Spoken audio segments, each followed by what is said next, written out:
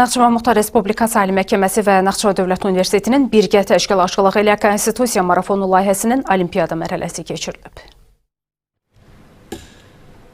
Konstitusiya və suverenlik ili ilə əlaqədar keçirilən tədbirdə Ulu Öndər Heydər Əliyevin və şəhidlərin əziz xatirəsi bir dəqiqəlik sükutla yad edilib, dövlət himni səsləndirilib.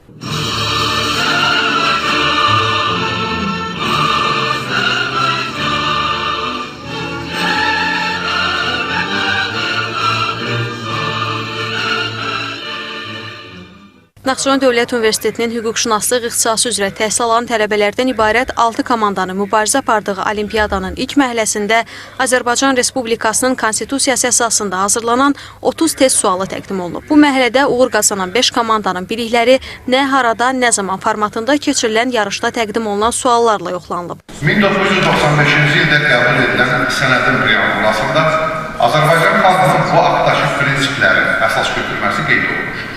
Söhbət hansı haqdan gedir? İkinci mərhələnin qalibi olan respublikaçılar və həqiqət komandalarının iştirakı ilə olimpiyadanın final mərhələsi olan debat baş tutub. Respublikaçılar komandası olimpiyadanın qalibi statusunu qazanıb. Bu olimpiyada iştirak etmək mənim üçün çox şərəfli və qürur verici idi. Çox xoş xatirələrlə yadda qalacaq məndə bu olimpiyada. Və onu qeyd etmək istərdim ki, qalib komandanın bir üzvü olaraq bura çıxış etmək tamam başqa bir aura idi mənim üçün. Bizdən böyük kurslar qarşısında müvəffəqiyyət qazandıq və finala yüksəldik. Düşünürəm ki, bu bizim üçün həm stimul verici, həm motivasiya edicidir ki, məlum olduğu kimi Konstitusiyamız Azərbaycan Respublikasının ən yüksək hüquqi və malik olan aktıdır və bunu dərindən bilmək, öyrənmək və yaxud da belə yarışların keçirilməsi düşünürəm ki, biz tələbələr üçün böyük bir qürur vericidir. Qalib komanda Konstitusiya marafonu layihəsinin bağlanış mərasimində mükafatlandırılacaq. Tərlan İbrahimova, Rafət Kərimov, NTV Xəbər.